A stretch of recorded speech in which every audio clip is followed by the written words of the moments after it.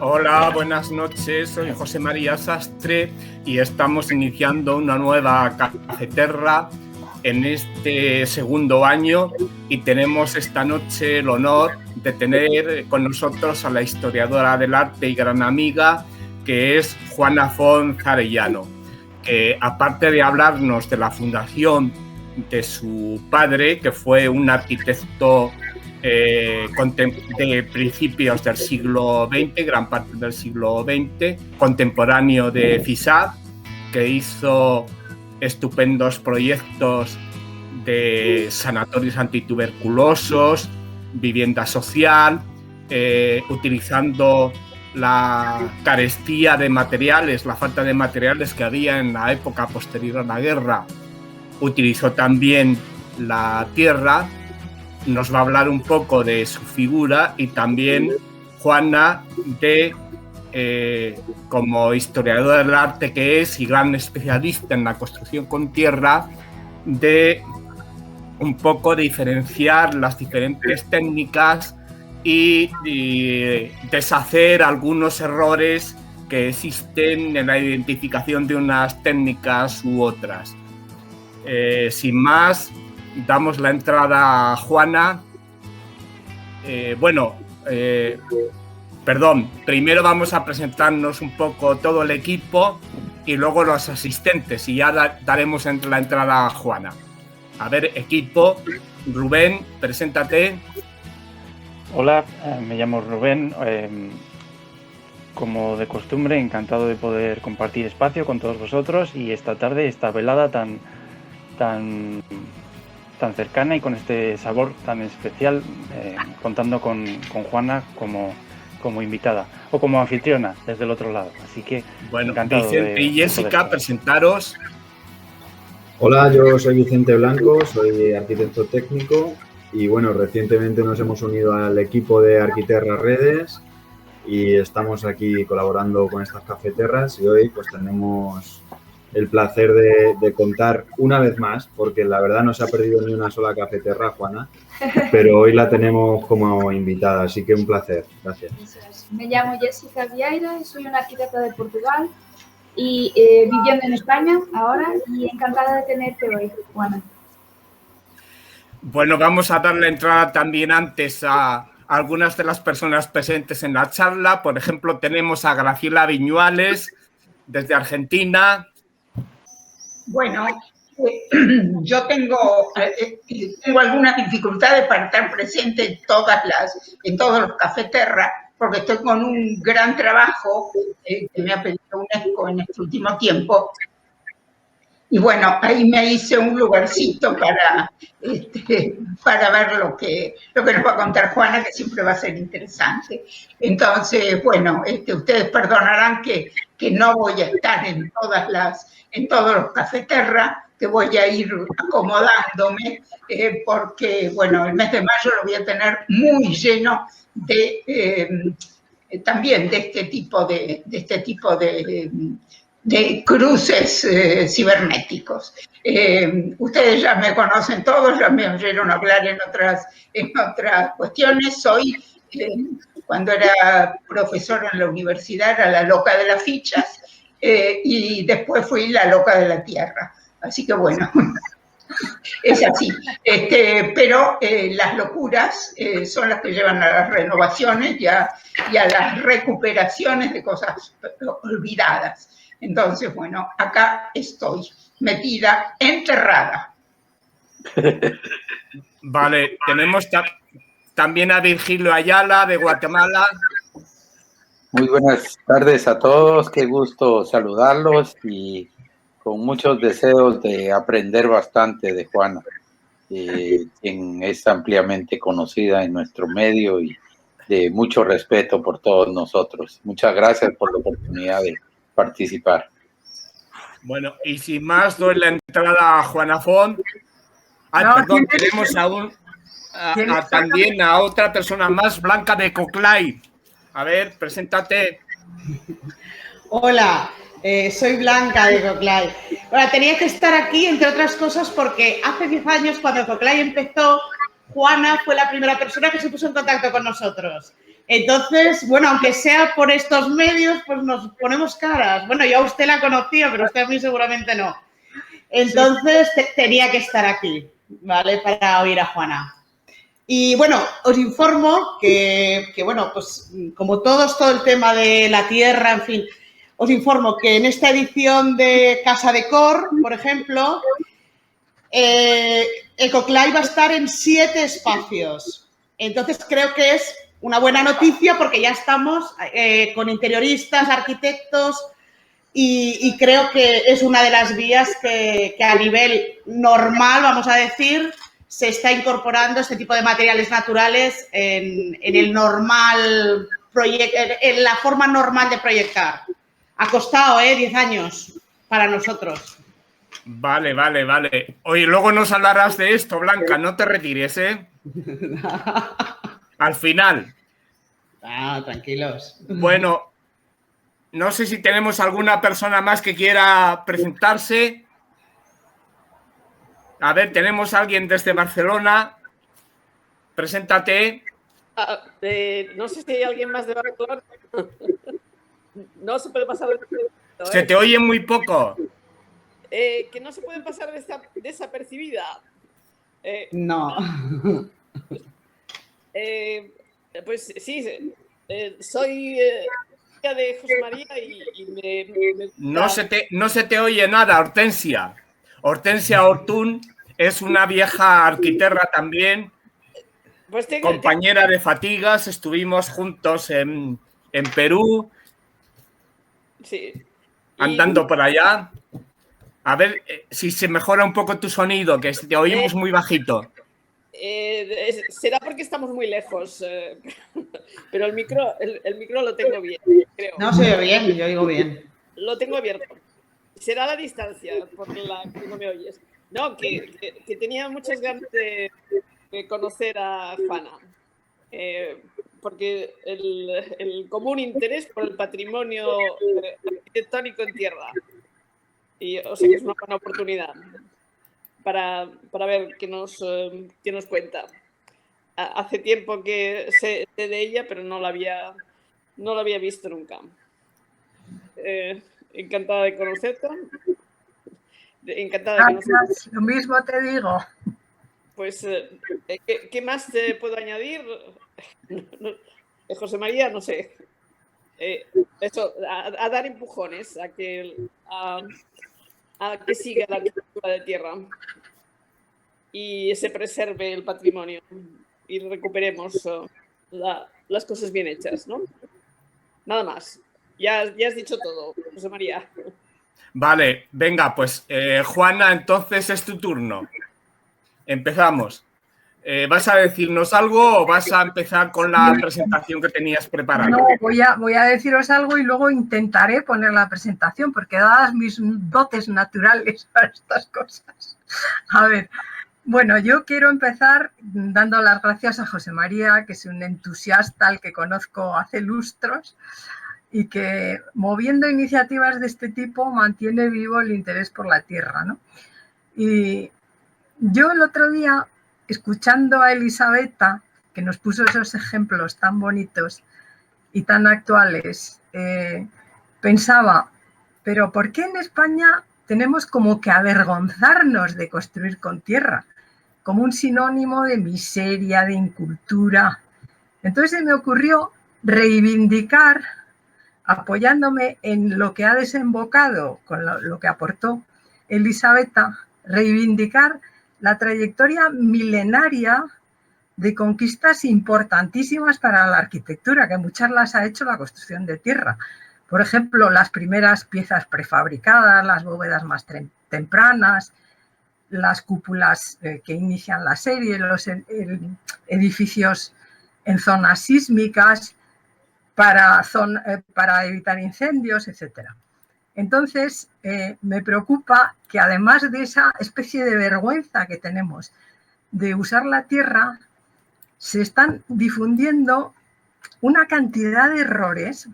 De momento, los artesanos, que antes cualquier persona de un pueblo, aunque no fuese albañil específicamente, sabía hacer una obra menor con adobe, sabía hacer los adobes, sabía hacer un cerramiento, etc. Ahora eso se ha perdido. Luego los textos sobre construcción con tierra tienen cada vez más errores. Y después la gente, como no lo estudia, pues se oyen unos disparates que me preocupan, porque si son disparates históricos de falta de formación, no tienen una repercusión que produzca un peligro para el mantenimiento de un edificio, ¿no? Tú puedes confundir perfectamente al Palladius agrónomo latino del siglo IV con el Palladio del Véneto del XVI, hacer un puturri con los dos y no pasa nada, salvo el ridículo que sienta la persona que lo ha dicho después, ¿no? Te puede pasar lo mismo si dices que fueron los invasores islámicos los que trajeron los adobes a España. Pues no pasa nada, no es verdad, es una tontería, pero no pasa nada. O que fuimos los españoles los que lo llevamos a América. Que eso a mí me lo han dicho en la Universidad de Toulouse, un profesor, ¿eh? Hombre, pero usted que nace aquí en un congreso de construcción de tierra y no sabe todo lo que había en América de adobes maravillas antes de que llegásemos los españoles. Estaba Graciela en una de esas reuniones. Bueno, pero eso no importa, pero sí me preocupa que ya se empiezan a confundir, por ejemplo, la tapia canónica, la tierra compactada dentro de un molde, que es lo que se llama tapial, que no sé cuántas veces tendremos que decir que tapia es el nombre exacto y tapial es el del molde, porque la tapia es una técnica, no es un material, en este caso sería tapia de tierra. Pero claro, si tú confundes la tapia canónica de tierra compactada dentro de un molde con la tapia vertida, falsa tapia, tapialejo, la prestación que ese muro tiene a la hora de mantener una estructura, todo lo que está en la parte de arriba del edificio es muy diferente. Entonces no importa tanto no saber cómo se llama una cosa, porque la construcción de tierra, como toda la arquitectura tradicional, pues tiene una variedad enorme de nombres, es una riqueza de vocabulario impresionante. Entonces, da lo mismo si tú le llamas un lancho, tapialete, falsa vertida, etcétera. Pero lo que tienes que entender es cómo funciona esa técnica, cuál es la prestación que da en un edificio, ¿no? Entonces, a mí me gustaría, y ya empiezo la presentación, a ver si hay suerte. Vale, dale al compartir. Ya, si la tengo en el otro lado, José María. A ver, compartir, la tengo. Entonces doy a toda la pantalla. Eso es. Vicente, dirígela. Tienes que clicar. Toda la pantalla, antes clicar en la imagen y luego a compartir. En toda la pantalla, compartir y me sale Eso es. ya está. antes. Me sale lo mismo que antes, a la derecha, la presentación que vosotros no veis. Pero ahora cuando le des a ver presentación ya te ocupa toda la pantalla. Eso. A ver. Pero antes también, ¿lo veis? Ahora, Sí. perfecto. Bueno. Maravilloso. Menos mal, porque ya estaba Menos mal. tarde. Porque Bueno. lo hemos intentado antes. Venga, ahora ya vas pasando las diapositivas Pues a ver, y cuando termines pones a dejar de compartir. yo os decía que no importa tanto los errores históricos y tal como los conceptuales, como cómo funciona, qué prestaciones ofrece una técnica o bien ofrece otra. Porque ya sabéis que no todas las tierras son adecuadas para todas las técnicas, aunque con pequeñas soluciones, si una tierra tiene demasiada arcilla se puede añadir fibra o cantillo o lo que sea, ¿no? Es fácil de corregir, pero no todas valen para lo mismo. Entonces, lo que tenemos que comprender no es tanto cómo se llama, sino cómo funciona y a qué familia de técnicas pertenece. Entonces, yo he procurado escoger edificios de tierra antiquísimos con miles de años detrás que siguen presentando un aspecto maravilloso que han aportado, como os decía antes, soluciones muy importantes en la historia de la arquitectura. Entonces, me he remontado a todas, bueno, lo voy a pasar muy rápido porque es simplemente un abanico de cosas y luego cuando lleguemos a las técnicas me detengo más. Vemos en China los Toulouse de los Hakka, las grandes construcciones de Bután, Uzbekistán, Tíbet, Mohenjo-Daro, un yacimiento en el Valle del Indo, que tiene entre 1600 y 1800 años de antigüedad. Esta fortaleza que ofrecía Sat-Prenmaini, que me parece que era del siglo XIV, las grandes construcciones de Afganistán, Yemen, con Shivan, y esta otra técnica que es muy típica también de Yemen, que es el zabur o midamak, que lo describen muchos refranes como tierra compactada en un molde. ¿No? Veis aquí al albañil más experimentado que la está poniendo y golpeándola con una tablilla, no es una técnica compactada en un molde. Tenemos una vinculación enorme con el hombre. El material tierra está tan presente en nuestras vidas que no somos capaces de percibirlo. Es como cuando tienes en casa, se te rompe la pantalla de una lámpara, dejas la bombilla colgando y luego ya ni te das cuenta de que falta la pantalla. Pues igual. Tenemos adobes de fundación en yacimientos mesopotámicos realizados en los edificios en el tercer y cuarto milenio antes de Cristo. Y eran como un rito como nuestra primera piedra, ¿no? Se impetraba la protección de los dioses, se pedía que no tuvieran ni incendios, ni inundaciones, etc. Tenemos edificios sorprendentes como el Zigurat de Ur. Sabéis que es la patria de Abraham, el padre de las tres grandes religiones monoteístas, que se hizo en el periodo del Obeid como unos 6.500 años antes de Cristo. En la puerta de Istar, que es una de las maravillas que tiene ahora el Museo de Pérgamo, o el urbanismo de Mesopotamia, que prácticamente tenía resuelto ya el derecho de todas las casas con la misma orientación, por lo tanto la misma cantidad de luz solar, la intimidad, etc., ¿no? Son ciudades que tienen miles de años detrás. Tenemos el empleo del adobe en la pintura mural de Rekhmira en el siglo XV a.C. Y esta maqueta funeraria que está en el British Museum. Y aquí tenemos una cosa muy interesante, que es el papiro de Ani, que presenta, veis aquí, una especie de adobe con cabeza, que es la diosa Meknet, que es la que tenía que velar por la protección del niño a cuyo parto asistía como adobe de parto, que era en el que las mujeres, cuando parían en la postura fisiológica de parir, no como hacemos ahora, pues apoyaban los pies en estos adobes, rogando la protección de esta diosa para su hijo. Tenemos las bóvedas del Rameseum, que tienen unos cuantos siglos, como veis aquí, y que están todavía bastante bien conservadas.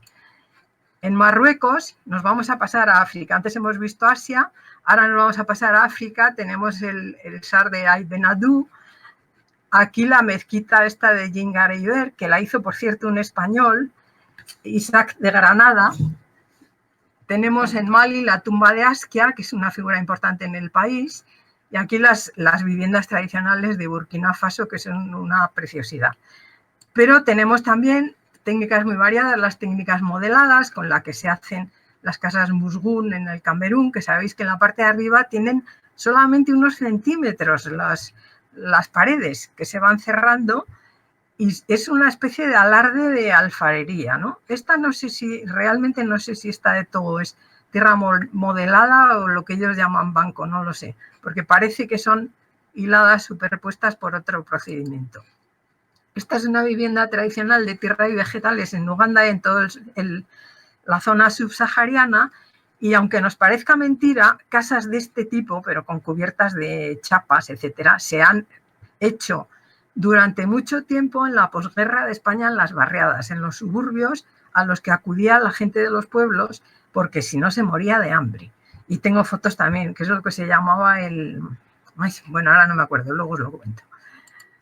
Tenemos otro tipo de casas maravillosas en toda África. África es una maravilla. Ya nos pasamos a América y tenemos desde la aplicación de la tierra sobre los troncos que constituían los Hoan de los navajos a las viviendas Taos, que han quedado casi como un sinónimo de una imagen de la vivienda de los nativos de América, los que no vivían en tipis o en estructuras de estas como los Hoa, ¿no?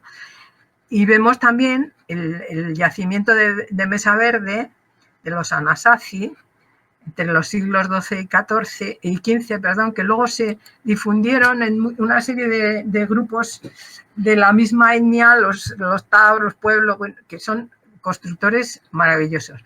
Tenemos otra muestra de la construcción de tierra y de la habilidad constructiva de los nativos en estas dos misiones españolas, en San Jerónimo de Taos o en Santa Fe, y también en San Luis de los Apalaches, que allí lo que abunda son los vegetales como las cañas, etcétera, ¿no?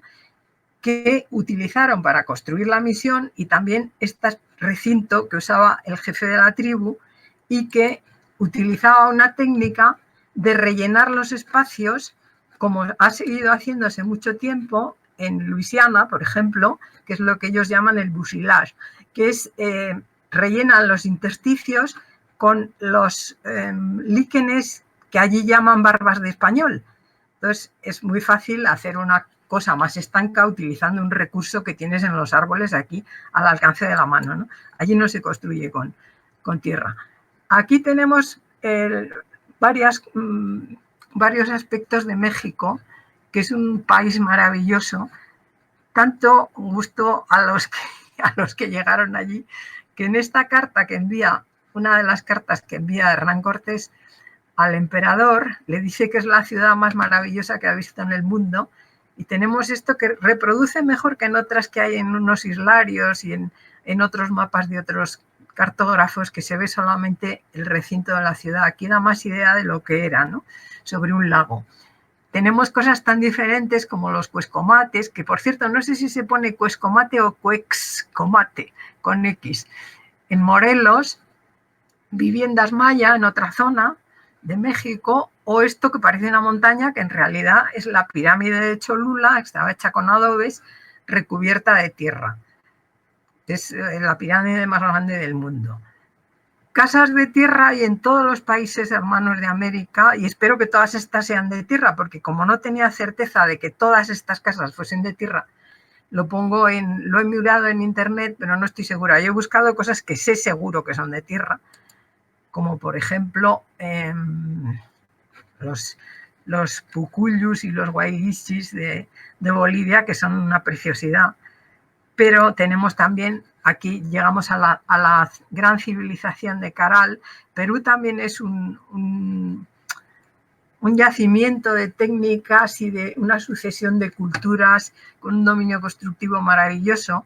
Y esta es la cimentación hecha con xicras, que me comentaba un día Julio Vargas Newman, que era una solución maravillosa para zonas con grandes movimientos sísmicos, ¿no? Aquí os he puesto, aunque no sea de la época, claro, un ensayo en la universidad. Veis que abajo hay unas bolas de tierra que están rellenas con elementos de estos, piedras o trozos de tierra, etcétera, hacen que, como en el palacio inca, aquel que tenía bajo los cimientos una capa de 1 metro de algodón, pues hacen que el edificio tenga una cierta facilidad para moverse sin quebrarse cuando hay un fuerte movimiento sísmico, como hay muchos allí, ¿no? Tenemos Chan Chan en el reino de Chimor, que es una maravilla de construcción de tierra, todos los sucesivos recintos que tiene esta ciudadela. Y tenemos, esta también es de tierra, la Catedral de Trujillo, que está hecha con quincha y adobe. La vemos aquí tal como aparece en el texto del obispo navarro Jaime Martínez Compañón, que fue obispo de Trujillo, y es uno de los informes que manda a la Corona de España, y aquí tal como se hizo por Francisco de Soto y Francisco de Balboa. Esto está hecho con, como decimos, quincha y adobe, porque como sabéis, cuando llegaron los españoles, pues empezaron a construir al modo español, que antes también hubo que construir cuando tenía menos posibilidades técnicas, también construía con ramas, palos, etcétera, haciendo una especie de quincha, ¿no? Y cuando se dieron cuenta de que no se podía construir así, porque con los terremotos se caían las bóvedas encima de la cabeza de la gente, claro, es mucho menos peligroso que se te caiga una rama de una caña que no un sillar, ¿no? Entonces empezaron a ser de obligado cumplimiento los edificios en las zonas sísmicas, todas las partes altas, con quincha y con adobe.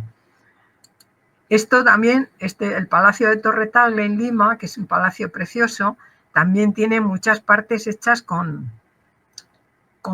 técnicas parecidas a la quincha. Bueno, ya sabéis que se llama quincha bajareque, en fin, según cómo se llame, o en Uruguay se llama, por ejemplo, fajina, que es un término que militarmente es como un gran salchichón de ramas que se usa para reforzar los terraplenes, no tiene nada que ver con cómo lo hacen allí, ¿no? Y veis que son constructores que son capaces de hacer estos puentes maravillosos con fibra vegetal, tal como lo representa la nueva crónica de buen gobierno de Felipe Guamán Poma de Ayala. Y pasamos a Europa, a la que voy a dar menos importancia, porque normalmente tendemos a poner Europa, que tiene mucha construcción de tierra. No voy a decir yo que no, pero al lado de otros continentes, otras culturas, tiene menos importancia. Tiene mucha importancia donde vivo yo, bueno, y vive José María también, que es en Castilla, porque toda la zona central, la Tierra de Campos, es una zona muy deforestada, con una diferencia de temperatura entre el día y la noche muy grande, y también entre el invierno y el verano. Entonces, si además se tiene en cuenta que la capa media, el espesor medio de la capa que forma el suelo es entre 500 y 900 metros de arcilla, pues parece una cosa bastante sabia utilizarla para hacer los edificios, ¿no? Entonces, en España tuvo mucha influencia el mundo clásico, porque daos cuenta que todos los países que estaban en el borde del Mediterráneo, el Mediterráneo sabéis que se consideró una koiné cultural. Koiné al principio era un idioma griego que hablaban en todo el Mediterráneo, pero luego pasó a ser una especie de manera de entender la vida. Entonces, tenía un tránsito muy grande a través de los fenicios, traían madera del oriente del Mediterráneo a occidente, había un intercambio enorme, los griegos también fundaron colonias, etc. Entonces, hay muchos historiadores en Grecia, por ejemplo, Dion Casio, en la historia de Roma, escrita hacia el 202, cuenta que las casas de Grecia eran de adobe. Y también lo cuenta Suetonio en la vida de los Césares, hablando de las casas que había en Roma. Y da como un mérito de Augusto, que recibió una ciudad de adobe y la transformó en una ciudad de mármol, ¿no? Bien es verdad que ayudó mucho a que las crecidas del Tíber pues, imponían casi, cuando al principio estaban las 7 colinas de Roma construidas, luego se empezó a construir más abajo, entonces claro, con las riadas pues se acusaba mucho el destrozo que ocasionaban, ¿no? Pero tenemos también ejemplos en España que son anteriores a la colonización romana y griega, como por ejemplo este Palacio Santuario de Cancho Roano, que está en la provincia de Badajoz, pertenece a la cultura de Tartesos.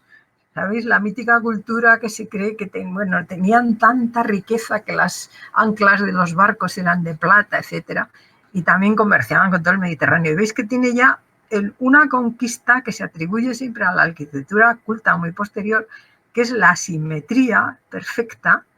Tiene un foso perimetral y una muralla. Este edificio es todo de adobe. Lo desenterraron, le han hecho una cubierta, pero se está erosionando muchísimo el adobe. Creo que lo van a tener que volver a enterrar, porque solo con el aire se están destrozando los adobes. Son unos adobes muy grandes, es muy llamativo. Perdón. Tenemos la costumbre de que en España los que trajeron, como os decía antes, la construcción de tierra fueron los invasores musulmanes. Y todo el mundo vincula este tipo de construcciones, la Aljafería de Zaragoza, este recinto de Burgalimar o la Alhambra. Como veis, el recinto de Burgalimar, que es del siglo X, está perfecto. Estaba hace poco allí. Pero además hay otras cosas que no tienen nada que ver con los musulmanes y que son muy anteriores. Y cosas tan sorprendentes como la Universidad de Alcalá, que fundó el cardenal Cisneros a finales del siglo XV. Primero la hizo con Pedro de Gumiel y es de tierra. Después Rodrigo Gil de Ontañón le hizo una fachada de piedra, pero es uno de los edificios más suntuosos que podéis ver en España. Está hecha con tierra y maderas muy cortas. Todas las techumbres, que son riquísimas de madera dorada, son de maderas cortas. En fin, lo típico de un país que aprovecha bien los escasos recursos que tiene y que con imaginación, dominio del trabajo, etcétera, construye lugares increíbles. Tenemos aquí este yacimiento de Soto de Medinilla, de la Edad del Hierro, está en la ciudad de Valladolid, que es del siglo IX antes de adobe, todo este banco es antes de Cristo, perdón. Este banco es de adobe. Este es la cerca del poblado vaceo de Pintia, que también son unos adobes gigantes. Y tenemos aquí la villa romana de la Olmeda, que está en la provincia de Palencia, que tiene un conjunto de mosaicos maravillosos, con la escena de cuando Aquiles se disfraza de princesa para no ir a la guerra de Troya y le encuentra a Ulises, que llega con armas y regalos de mujer. Entonces, Aquiles coge instintivamente las armas y se ve que es un hombre disfrazado, ¿no? Las mujeres cogen los pendientes y demás. Tenemos, como os decía, una vinculación tan fuerte con la tierra que fijaos que no solo la Biblia que manejamos los cristianos en el Génesis cuenta como Dios modeló un hombre con barro, también en Mesopotamia, Marduk hace un hombre con sangre y tierra, hace una pasta de barro. Pero aquí tenemos a Nun en Egipto o a Prometeo, como cuenta Esquilo, modelando un hombre también. Entonces, el barro está tan unido a nosotros que, como os decía, no somos capaces de darnos cuenta. El barro es el primer soporte no solo de las leyes, la poesía, la literatura, etcétera, también de los dibujos. Y aquí incluso lo cuenta Plinio, que es de donde el primer retrato se hizo cociendo lo que dibujó la hija de Butades, que era un ceramista, vio cuando fue su novio a despedirse de ella, porque se iba no sé dónde, no me acuerdo de la historia, se quedó dormido y con la luz del fuego que tenían cerca, ella dibujó la sombra en la pared y luego su padre lo recubrió de barro y lo coció, y es el origen del retrato según cuentan los clásicos. Pero tenemos también las primeras obras de arte, son de tierra, las tanagras de Beocia, este perrito, las primeras bóvedas, esto está sacado de la obra de Mitchell, que son las que luego veremos que hace también Ramón Aguirre. Y luego ya tenemos uno de los primeros errores que es frecuente escuchar. Cuando la gente ve una casa de tierra, dicen, mira, una casa de adobe. En los yacimientos encuentran algo de tierra, hombre, esto es un edificio de adobe.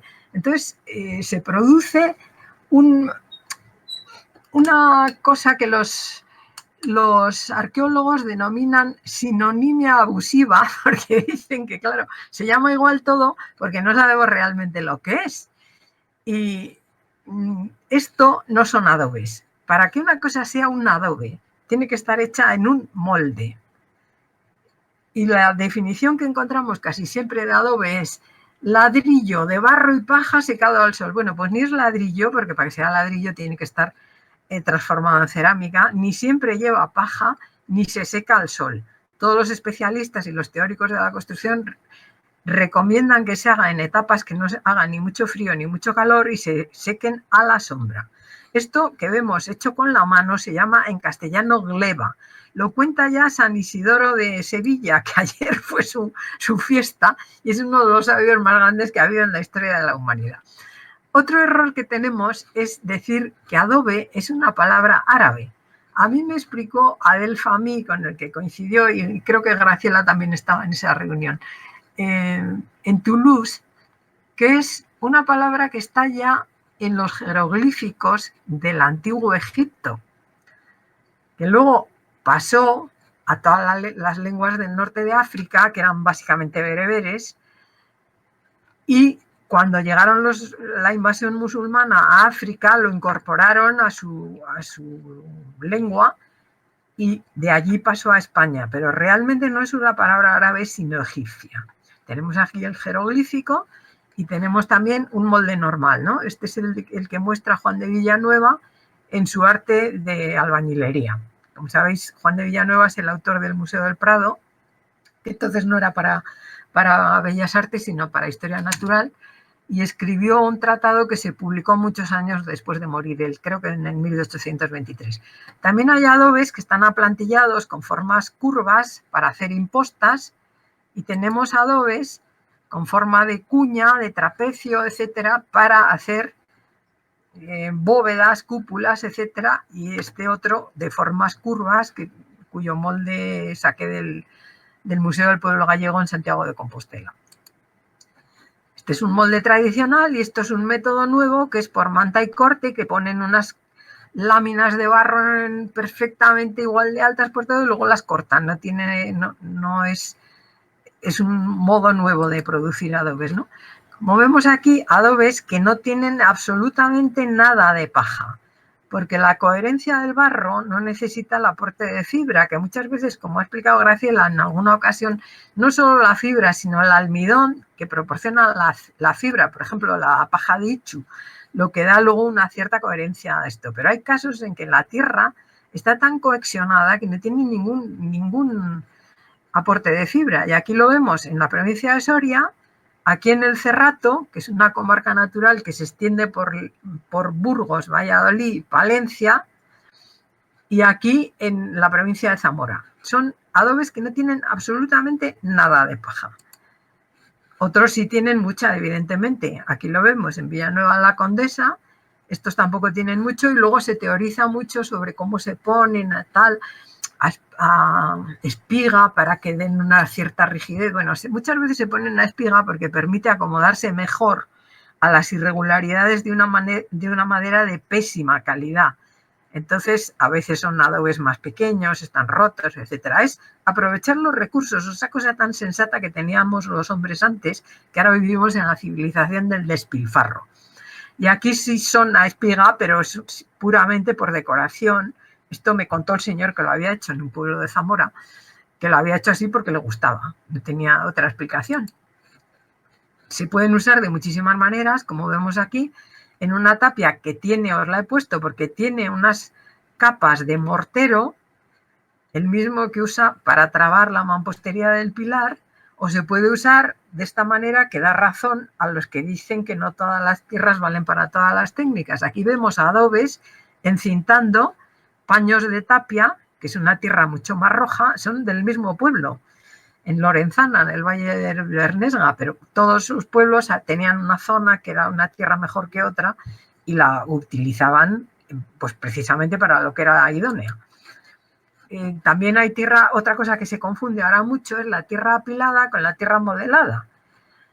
Aquí vemos un hastial en que la tierra se ha subido con herramientas agrícolas, por ejemplo, con un tenedor de esos de purrir o cosas de esas, y está simplemente dejada, porque esto evitaba tener que izar los tapiales, que son muy pesados. Aquí veis que es una tapia canónica, se ven las hiladas, las tongadas, y esto te evitaba subir esos artefactos tan pesados, ¿no? Pero esto es otra cosa, esto es tierra apilada pero modelada, que no tiene nada que ver con esto. La tierra apilada puede ser modelada o no. Entonces, esto es una técnica africana muy común, lo mismo que apilar tierra. Esto lo vemos en el bordado de la reina Matilde, llamado tapiz de Bayeux también, que tiene la batalla de Hastings, cuando los normandos conquistaron Inglaterra. Y entonces vemos a varios de los soldados que estaban preparando la batalla, están apilando tierra para hacer encima un castillo.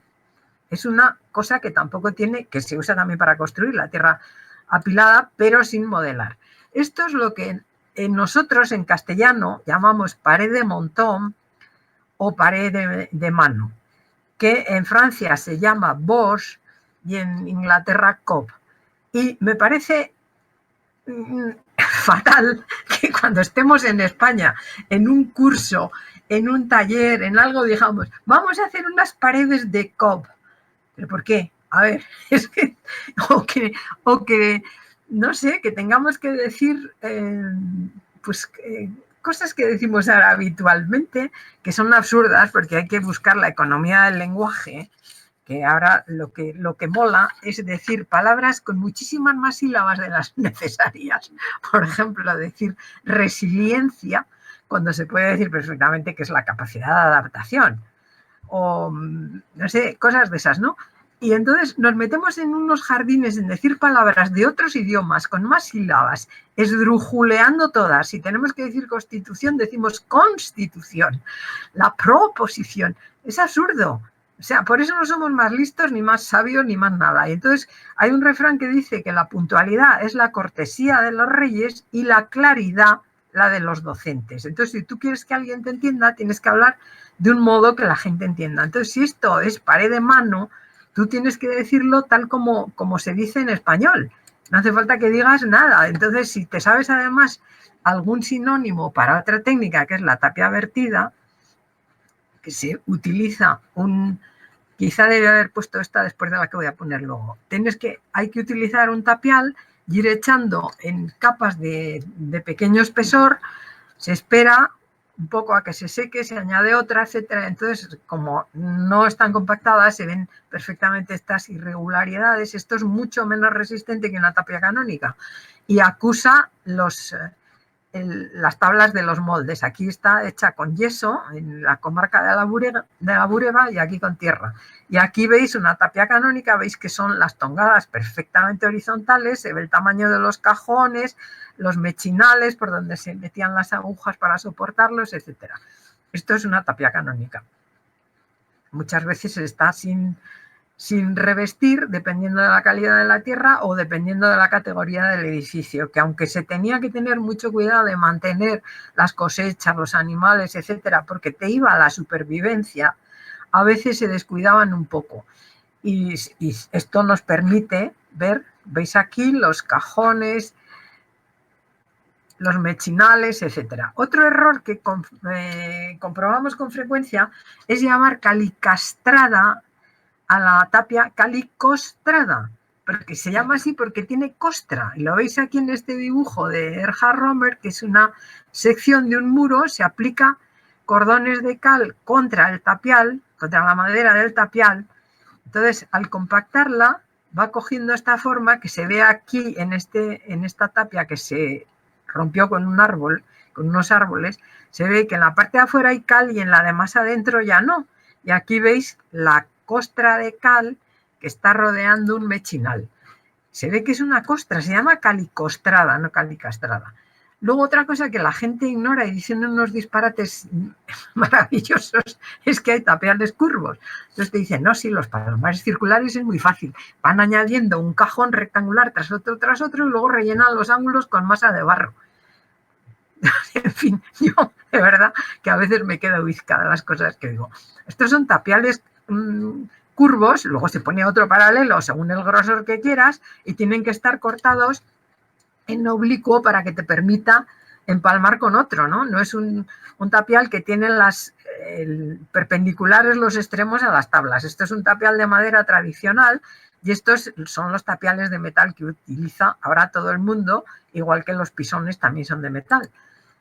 Otra cosa que confunde la gente son los encestados con los emparrillados. Y como os decía antes, no importa mucho saber cómo se llama, sino cómo funciona. Un encestado, seto o tabique, seto es si nos remitimos a la palabra latina, septum.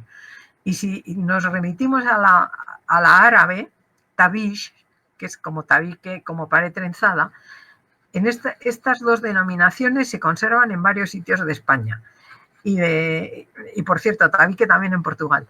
Entonces consiste en tejer elementos flexibles y luego recubrirlos con barro en paneles que pueden ser simples o dobles. Si son dobles se puede aprovechar para meter en el espacio entre los dos material de desecho, restos de poda, etcétera, con lo cual aumentar la capacidad aislante de la pared, ¿no? Otras veces se dejan sin revestir porque pertenecen al cerramiento de desvanes, eniles, etcétera, que lo que necesitan es una buena ventilación. Entonces se deja la estructura vegetal sin recubrir de barro. Y estos son elementos rígidos, emparrillados, pared de listón, pared de dujo, etcétera. Esto es de navapalos, ¿veis? Es un cilindro largo que no se puede tejer, son elementos que no son flexibles. Entonces, no sé, verdaderamente no sé cómo se puede confundir. Pero bueno, lo que interesa es saber que unos son flexibles y otros son rígidos y que se pueden hacer dobles o sencillos. Aquí tenemos un curso práctico en Cuenca, están haciendo un panel doble de cañas, ¿lo veis, no? Y luego vamos a ver si ya tenemos varias soluciones conquistadas hace mucho tiempo para zonas de movimientos sísmicos, como hemos visto que eran las quinchas en la zona andina, las estructuras y la cimentación en zonas también sísmicas, por ejemplo, de Portugal, las gaiolas pombalinas o las casas baracatas en Italia, que esto es una norma que dieron los Borbones, porque en la zona de Dos Sicilias, del Reino de Dos Sicilias, hay muchos, con frecuencia, movimientos sísmicos. Entonces son sistemas de hacer que la casa no se caiga ante un terremoto. Tenemos también grandes conquistas que ya se nos están olvidando, pero no son de hace tanto tiempo. Fijaros, esto Milton Abbey lo hicieron, lo encargó un lord inglés a Chambers para que diera alojamiento a los empleados de su finca. Se buscaba también que no fuesen edificios que ardieran con facilidad. Este edificio, esta fábrica de terciopelos, que diseñó François Cointreau en el siglo XVIII, es uno de los adelantados en Francia sobre el empleo de la construcción con tierra, que está muy vinculado a la Ilustración, al pensamiento de la Ilustración. Hay tres momentos en la historia del hombre: Renacimiento, Ilustración y Racionalismo, que se tiende a emplear la tierra por otras muchas prestaciones, no solo las constructivas, ¿no? Y este edificio, la Rathaus en Weilburg, es de 1826, tampoco hace tanto tiempo. Hombre, hace tiempo, pero a lo largo de la historia del hombre como constructor, que se remonta a 10.000 años, pues es muy poco tiempo. Y esta es la casa, ¿cómo se llama? Hilltop House, que está en Washington. Y como veis, es un edificio neoclásico, está hecho con tierra compactada. Estos son todos de tierra compactada, los tres. Y veis que ya este edificio, en la primera mitad del siglo XIX, alcanzaba las 5 plantas y más bajo, hecho con tierra. Entonces, son conquistas que tenemos hace mucho tiempo conseguidas. No tenemos que olvidarnos de eso. Tenemos sistemas de contrarrestar los movimientos sísmicos, además de con las ICRAS y otros recursos de ese tipo. También tenemos adobes específicamente diseñados para poder insertar cañas o elementos metálicos, lo que sea, que rigidicen un poco, eviten que se abran los muros con los movimientos. Y tenemos estos elementos como los Schichtbrick, que también impiden que se muevan, que se abran las estructuras, o esto que es un recurso de la arquitectura popular, que también ataduras de muros en cualquier pueblo que vayáis, veis casas antiguas que muchas veces los pajares, etcétera, tienen o bien esa cruz o bien una tabla muy larga atando los muros. Por eso en los tratados de agricultura se recomienda que los montones de dentro de trigo o del elemento que vayan a almacenar no lleguen hasta los propios muros, porque produce una tensión enorme, claro, y se abren. Tenemos ahora obtenidos ya los bloques de BTC, que son como un adobe indestructible con unas aristas limpísimas y una maravilla para construir. El bloque obtenido por extrusión, un gran bloque que puede funcionar como un módulo, como funcionaban muchos adobes. Según el tamaño del edificio se usaba el tamaño del adobe, ¿no? Que eso es una característica de la arquitectura siempre. En la compactación mecánica, que libera de la cosa tan penosa, que hay varios historiadores de la arquitectura que comprueban que la tapia hecha a primera hora de la mañana está mucho mejor resuelta que a última hora de la tarde, que el hombre ya está cansado, el artesano, ¿no? Está cansado de manejar el pisón. Tenemos este tipo de estructura de malla metálica y tierra que ha desarrollado Marcelo Cortés. Y tenemos ya otra vez la recuperación de las bóvedas tradicionales, que Ramón llama bóvedas mexicanas, pero que en España y en Portugal, en la península ibérica, son una manera muy habitual de cerrar los edificios, sobre todo en la zona que está entre Portugal y España, lo que lindan, tanto en En Portugal, como en España, en Extremadura, en Salamanca, etcétera, hay muchas bóvedas de este tipo, pero luego pasó a ser un recurso indispensable en la posguerra. Yo tengo proyectos de mi padre que están hechos, los cerramientos son bóvedas, porque no había nada para hacer forjados. Entonces, él decía siempre que suerte tenemos los arquitectos, que los albañiles se saben el oficio estupendamente y nos solucionan la papeleta. Y tenemos ya este otro tipo de bóveda realizado con BTC, otro material moderno, pero que es sustituyendo casi a un adobe, ¿no? Este proyecto de Satpred Maini, que ha estado trabajando, no sé si seguirá en el centro de Auroville, de formación sobre construcción de tierra, que es un centro muy prestigioso en todo el mundo. Esta mezquita se hizo en muy pocas semanas, porque partió de elementos medio prefabricados. Tenemos también en España y en Portugal ya, y bueno, y esta es de Patagonia, pero María ha vivido muchos años en España, la he metido en el grupo de España. Tenemos esta vivienda que hace Ángel Castellarnau en Ayerbe, esta del arquitecto Costa en el Algarve, María Brown en Patagonia, y esta empresa, esta piscina del estudio Vier, cuya obra dirigió José María Sastre en Toro. O tenemos ya en gran cantidad formando el poblado Le Domaine de la Terre, con proyectos sobre todo de Berlotier y Perrault, y la Capilla de la Reconciliación en Berlín, que es, aparte de lo bonita que es que es simbólico también, porque estaba en una zona en la que confrontaban las dos secciones de Berlín, los comunistas y los no comunistas. Entonces utilizaron como árido para hacer la tapia escombros molidos de las dos zonas, ¿no?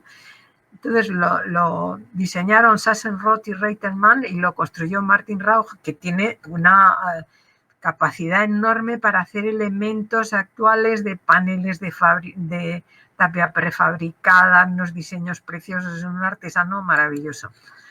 Ahora que hemos conquistado ya todas estas, hemos reconquistado todas estas aportaciones de la construcción de tierra, la hemos vuelto a emplear en bóvedas maravillosas, en poblados de adobe como los que hizo Hassan Fatih, en Nueva Gurna o incluso en estos gigantescos depósitos de agua en Sudán, pues me parece que tenemos ya que pensar un poco, como están haciendo estos arquitectos jóvenes, Ana Eringer en Bangladesh, Llevedo Francisqueré, me parece que está en Burkina Faso. Estas están hechas con pared de mano, esto con tapia, que es Rick Joy, me parece que es el desierto de Arizona, y este edificio que está hecho con una impresora 3D es el edificio Tecla que ha hecho Cuchinella en la región está cerca de Ravenna, no me acuerdo ahora cómo se llama ese pueblo. Bueno, yo ya salgo, dejo de compartir, a ver, os veo, quito ya la ventanita esta y se pone grande, la de la derecha. Tienes que dar clic en dejar de compartir. Quito ya la de esto y así ya nos vamos a lo grande. Os veo mejor. ¿Ya? Sí. Ya. Perfecto. Vaya recorrido.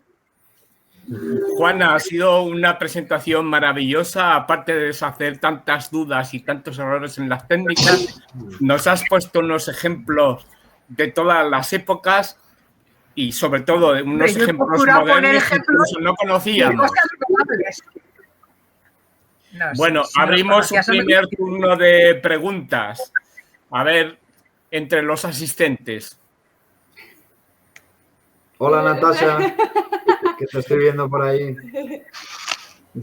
Juana, a mí me encantó la presentación, además porque hoy estuve desde las 9 de la mañana en una clase con el arquitecto Miguel Méndez y todo lo que decías estaba como comprobando y me encantó notar que ya sé un poquito más sobre todo esto.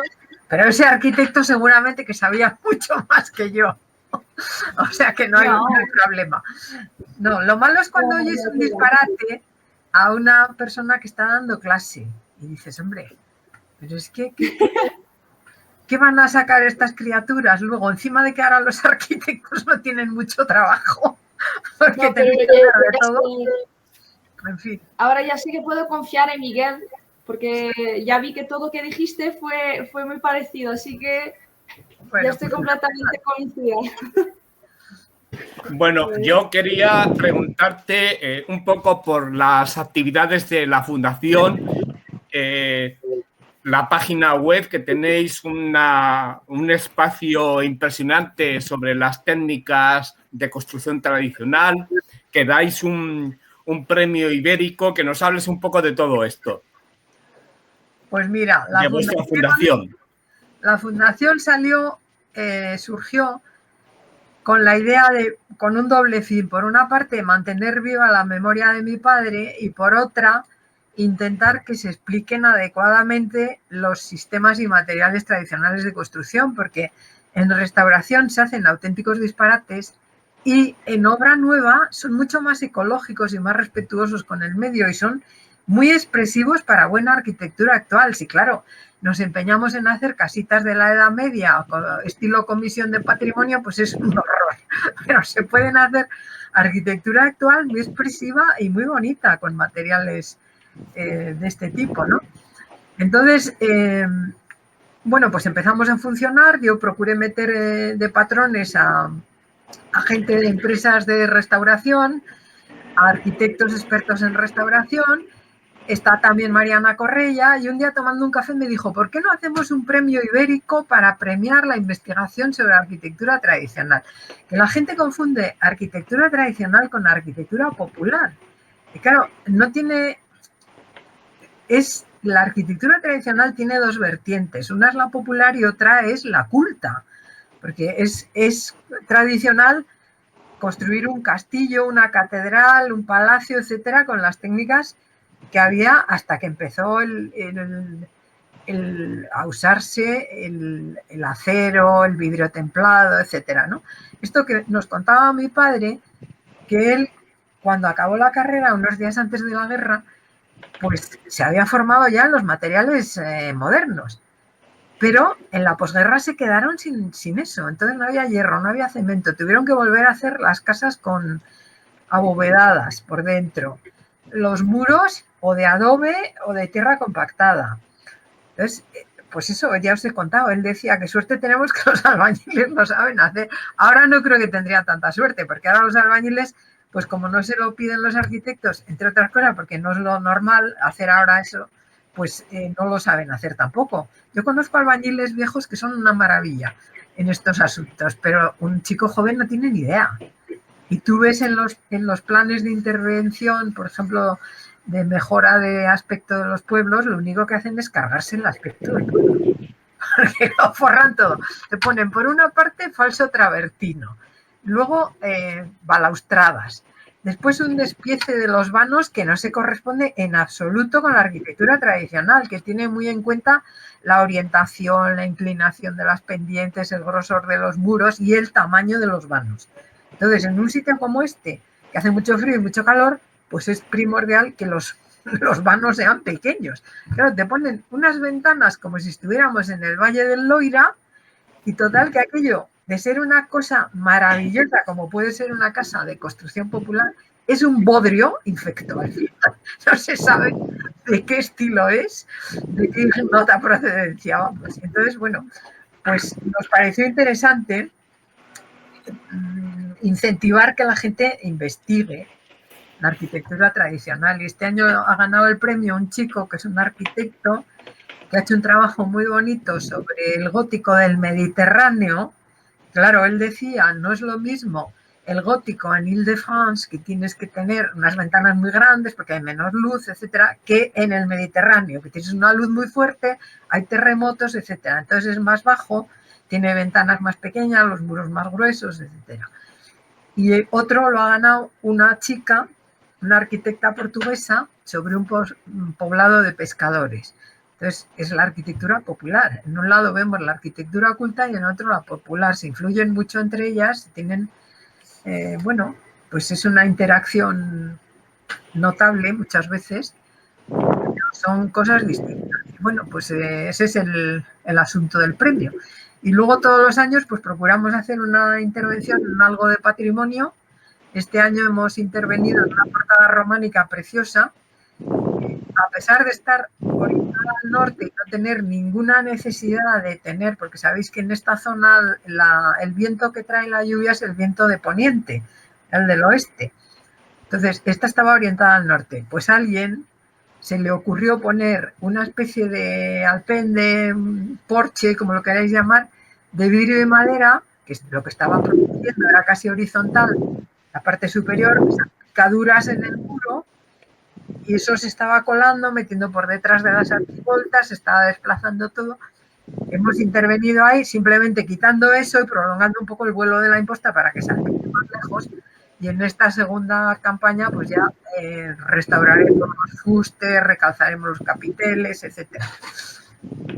No hacemos mucho más, ¿eh? Bueno, yo hago que participo en coloquios, cosas de esas. Bueno, Juana, tú has hecho mucho dando o siendo profesora, metiendo la tierra en cantidad de másters de restauración del patrimonio, ¿no? Donde esta materia estaba casi ausente. Los restauradores de patrimonio no sabían qué hacer con la tierra. Bueno, a mí me pidieron que diese las clases en la Universidad de Alcalá, en el máster de la Escuela de Arquitectura de Valladolid y en la Universidad Alfonso X, pero para pena mía, esos máster han desaparecido todos. Porque como ahora los chicos hacen un máster al acabar la carrera por el plan Bolonia, pues ya no tienen dinero para pagar otro máster. Entonces, pues nada, un desastre. Bueno, también tú has organizado cursos y actividades en Navapalos, por ejemplo, y, en fin, me parece que estás también disponible para asesorar en cantidad de personas que te están haciendo trabajos o tesis o publicaciones que te mandan sus libros para que les corrijas, ¿no? Sí, bueno, si puedo, se lo digo. Claro, hombre, es que lo bueno de los máster que a mí me ha dado pena de que los quiten, ¿eh? Porque siempre te acabas haciendo de un amigo de un alumno que muchas veces saben mucho más que tú de lo que estás hablando. Entonces luego ya guardas una relación de amistad durante años. Me pasó con Pedro Hurtado, con gente del máster de Valladolid, con Ignacio Gil. Bueno, pues sí, a mí me gusta. Compartir lo que sabes y aprender de los demás, pues es una cosa muy buena. Y yo creo también que eres una gran conocedora de todo el mundo de la Tierra, tanto bueno, en España, en Europa, como en Hispanoamérica. O sea, conoces a gran parte de la gente que está metida en el mundo de la construcción con tierra. No creas que es para tanto. Conozco alguna, por ejemplo, Graciela, Virgilio. Bueno, sí, pero muchas veces es solo porque he leído algo de ellos, ¿eh? Y en España estamos muy desconectados todos. Es un desastre. Bueno, ¿qué te parece? ¿Cuál es la situación en este momento de la construcción con tierra? ¿La ves con esperanza? ¿Piensas que estamos aletargados? ¿Cuidamos suficientemente el inmenso patrimonio tanto monumental como popular que tenemos en tierra? ¿Cuál es tu opinión? Yo creo que vamos a salir adelante porque afortunadamente las nuevas generaciones son más conscientes de los asuntos ecológicos. Hay un movimiento neorrural muy fuerte que puede ayudar a rehabilitar casas. Se tiene más conciencia de mantener el patrimonio adecuadamente, pero los políticos, desgraciadamente, les importa un pito. O sea, cuando te dicen, no, sí, la ecología, no les importa nada. Entonces, les da lo mismo porra que ropa.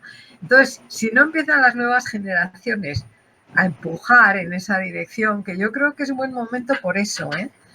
Porque se vuelve a una cosa que está demostrada, es que la denostada tradición es un error decir que la tradición es algo muerto, no es verdad. La tradición es algo vivo que va evolucionando y va tanteando por prueba y error, elige lo que funciona. Entonces es mucho más recomendable. Y ya en este momento... Abrimos... Perdón, ¿sí? Es que no sé si se te ha cortado. A ver, dime. que no sé si te he cortado o se te cortó a ti.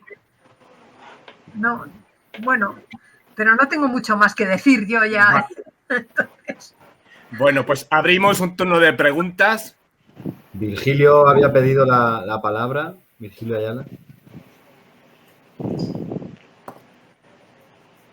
Virgilio, dime.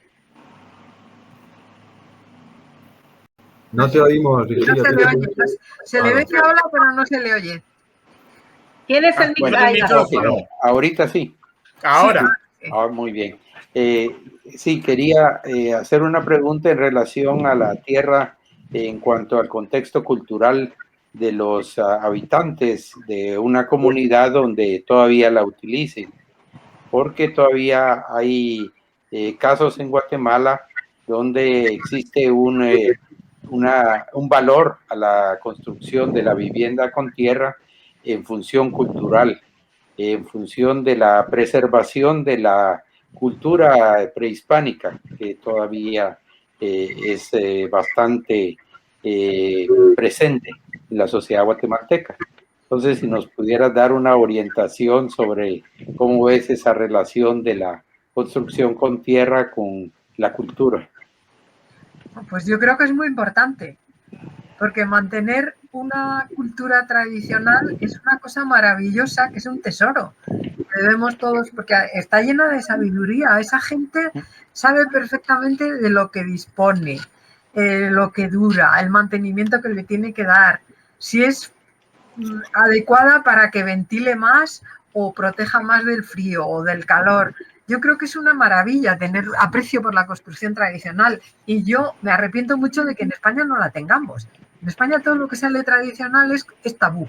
Esto está pasado. A mí me dicen, claro, usted como es mayor, le gustan estas cosas. Es así.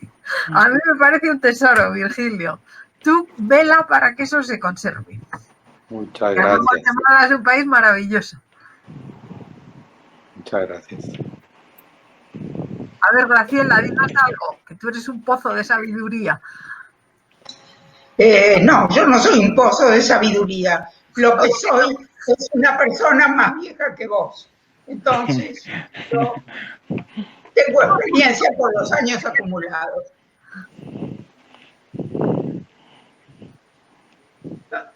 Ya saben que la segunda, vaya uno a saber.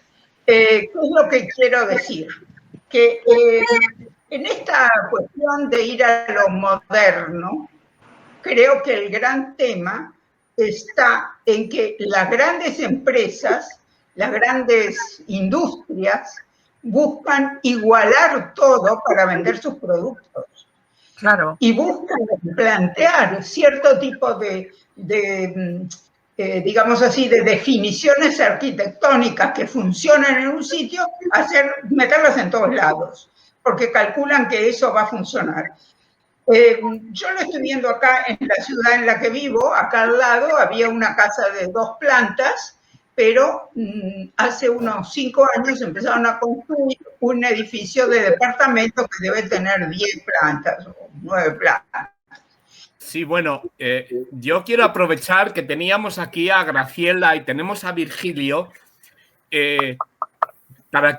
porque en sus respectivos países tenían un problema bastante grande que se asociaba indebidamente a la construcción con tierra, el problema de una enfermedad allí producida por las vincuchas que anidaban en los huecos de las casas de tierra.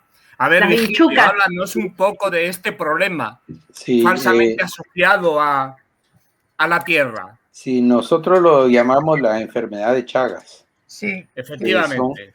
Son que corresponden a unos insectos que habitan dentro de las fisuras de las paredes, sea de adobe o de lo que nosotros llamamos bajareque, que eran los tejidos que mencionaba señora Juana. Es lo mismo que la quincha, ¿no? Pero llamado de otra forma. Exactamente, así es. Y habitan en estas paredes producto de la migración, cada vez más abundantemente, producto de la migración del campo por la deforestación que se está dando. Entonces, al estar en las paredes, principalmente en las noches, salen y pican a los pobladores, quienes en general están durmiendo, y al picar y extraer sangre, el insecto defeca, y al sentir uno el picor de la picadura, inmediatamente se tiende a rascarse, y al rascarse se da la situación que la defecación, las heces se introducen dentro del espacio abierto por la picadura y se introducen estos microbios al cuerpo, estos microorganismos, llamémoslos, al cuerpo. Estos se almacenan en algún órgano del cuerpo, principalmente el corazón, que son los casos que más hemos escuchado, pero también en otros órganos, y van estos órganos creciendo con el tiempo hasta que llega al final de la vida con un ataque al corazón o el deterioro serio de estos órganos. Nosotros hemos trabajado en varias comunidades donde se han hecho investigaciones para revestimientos y para pisos. Comenzamos con revestimientos, con la participación activa de los pobladores y de personal del Ministerio de Salud que se dedica al rociamiento con insecticidas. Los trabajos de investigación los hemos involucrado a manera de que ellos aprendan las técnicas de hacer los revestimientos.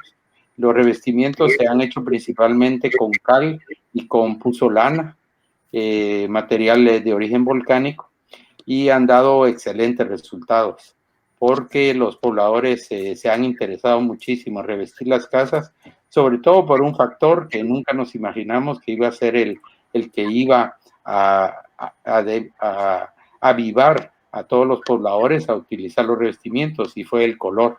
La participación de equipos interdisciplinarios nos permitió que se pusieran varios colores y que empezara una competencia entre los pobladores de las casas para que unos ponían un color, otros otro, y combinaban colores, y ese fue la mayor motivación que hubo para que se revistieran todas las viviendas.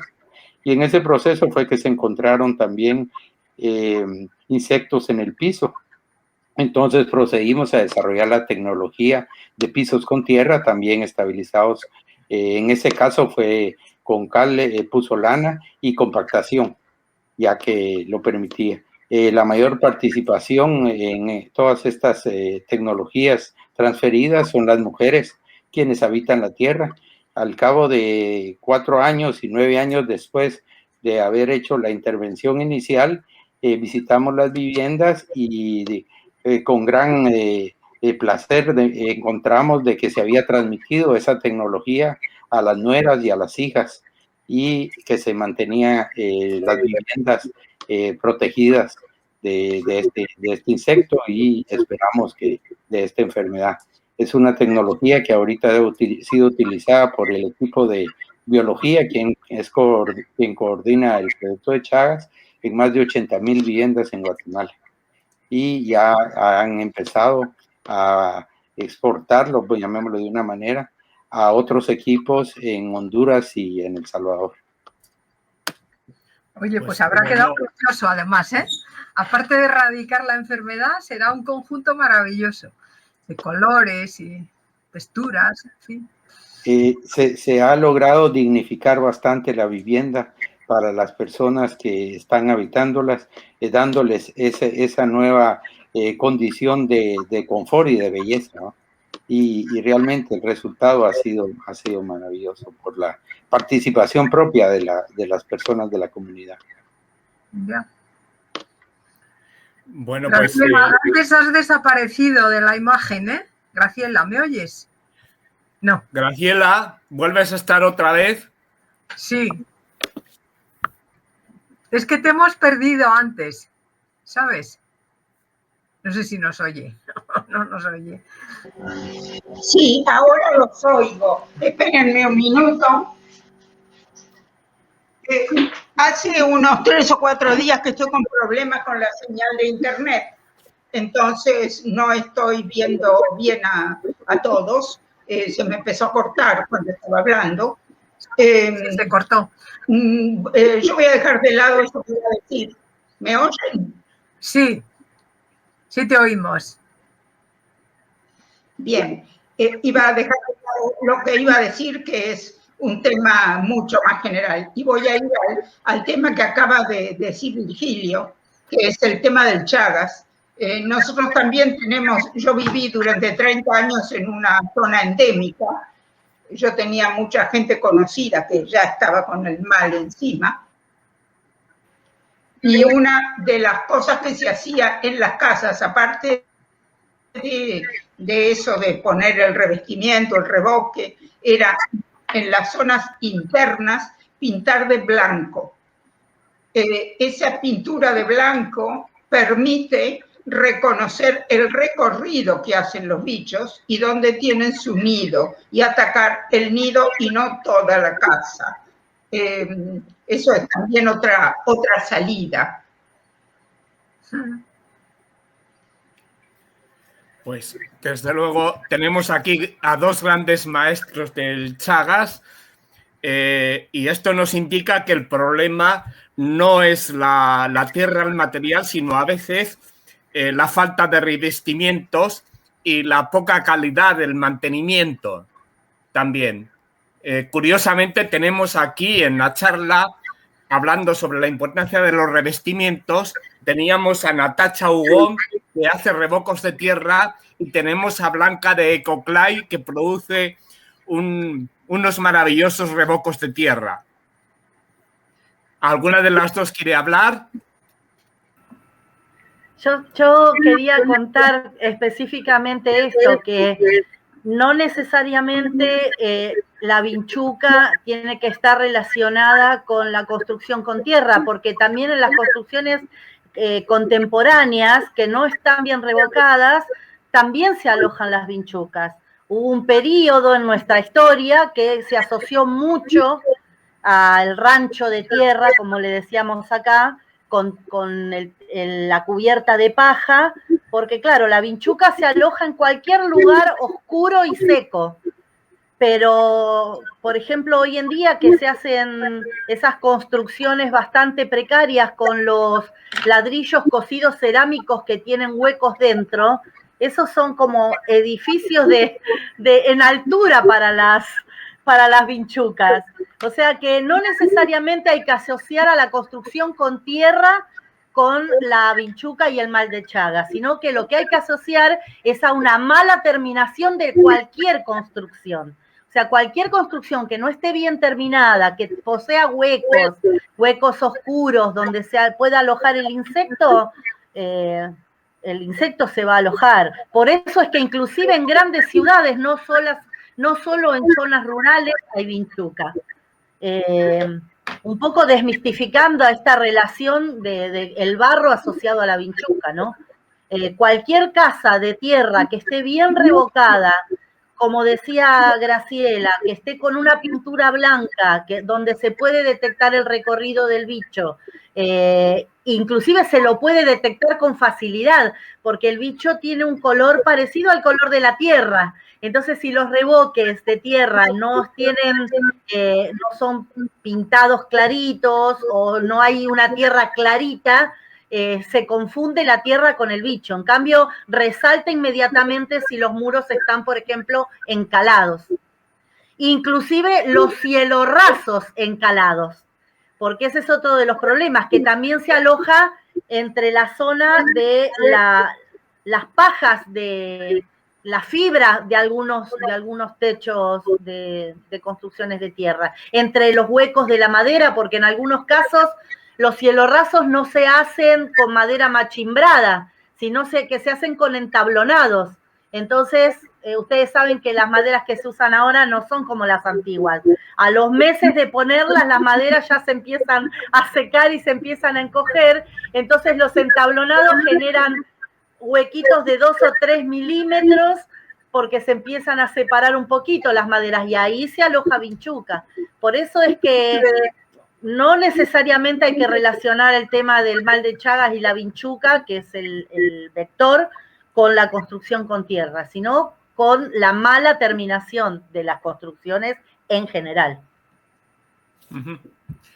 Bueno, vamos a volver un poco el tema desde la vincucha al tema de la construcción con tierra que nos ha presentado Juana.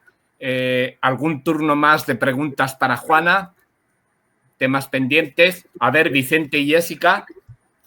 Sí, nosotros nos gustaría preguntarle a Juana, ya que ha comentado que participó en las sesiones de Navapalos, en la formación de Navapalos, si tiene algunas noticias, si se va a retomar la actividad en Navapalos aquí en España.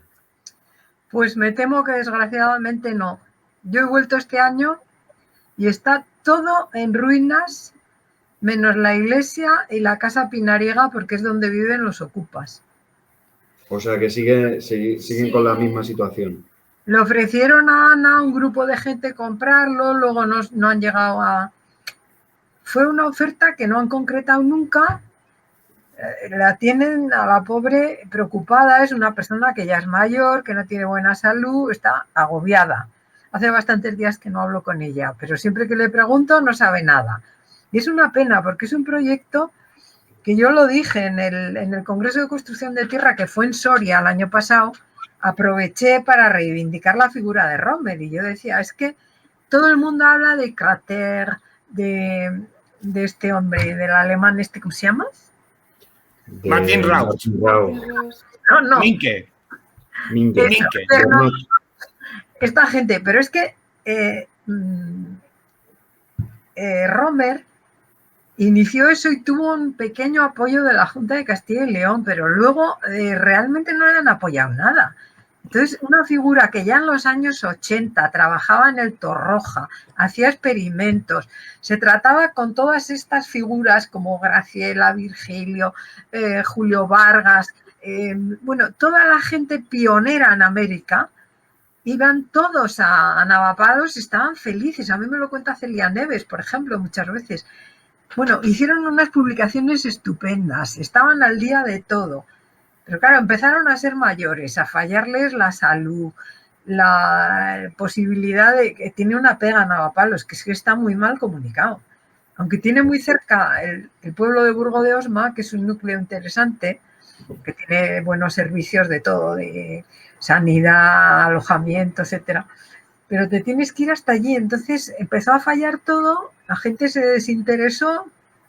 Yo los últimos años que llevé los cursos esos, que fueron, ya no me acuerdo, José María, ¿tú te acuerdas qué años fueron el que fuiste tú? Pues no sé, hará más de 10 años, desde luego. Mucho. Más de 10 años. Sí, mucho más. Tú estuviste también, Graciela, en uno de ellos. Yo no me acuerdo ya qué años fueron, pero que aquello, yo he vuelto porque hubo un homenaje a Romer en octubre y es que se te caía el alma a los pies. Que el comedor no existía, el módulo bioclimático tampoco, los círculos aquellos de distintas clases de tapia que hizo Juan Borges, todo eso está todo arrasado, pero como si hubieran pasado los bárbaros por allí. Entonces, Ana no pierde la esperanza, hay una persona que le ha llamado, que no pertenece al grupo de los que le dijeron hace tiempo que lo querían, entonces está a ver si unos aclaran si siguen o no, y se lo puede pasar el proyecto este, porque es que realmente vas fuera de España y el único referente que tienes con nombre internacional y un prestigio es Navapalos, para España. Claro, es una demás, pues sí, somos muchos, que si el grupo Tierra, que si el grupo Estepa, que si el grupo... Somos muchos de muchas cosas, pero el prestigio que tenía Navapalos no lo tiene nadie en España. Entonces, es una pena que eso se desbarate y se despilfarre todo ese caudal de conocimientos. Yo le convencimos al presidente de la Diputación de Soria que se llevasen toda la biblioteca de Hardy allí, porque claro, si la dejas en Navapalos está expuesta al robo, al saqueo, En fin, entonces parece que la iban a llevar a la Diputación de Soria y hacer un apartado específico, biblioteca de arquitecto Romer. A ver si lo conseguimos. Bueno, espero que sí. Iba a haber una actividad el año pasado, pero al final fue cancelada por el COVID. Sí, con Carlos Clemente Nosotros estábamos organizando la posibilidad de hacer en streaming desde cada país y nosotros en Navapalos el construir una bóveda. Navapalos no te creas que tiene muy buena cobertura tampoco, ¿eh? Bueno, con los sistemas que hay ahora, vaya. Pero ¿te acuerdas, Graciela? Te tenías que ir con el móvil al Quinto Pino. Sí, es una pena. Porque además la restauración de la Casa Pinariega, si habéis visto fotografías de cómo estaba con la estructura totalmente suelta, los adobes por el suelo.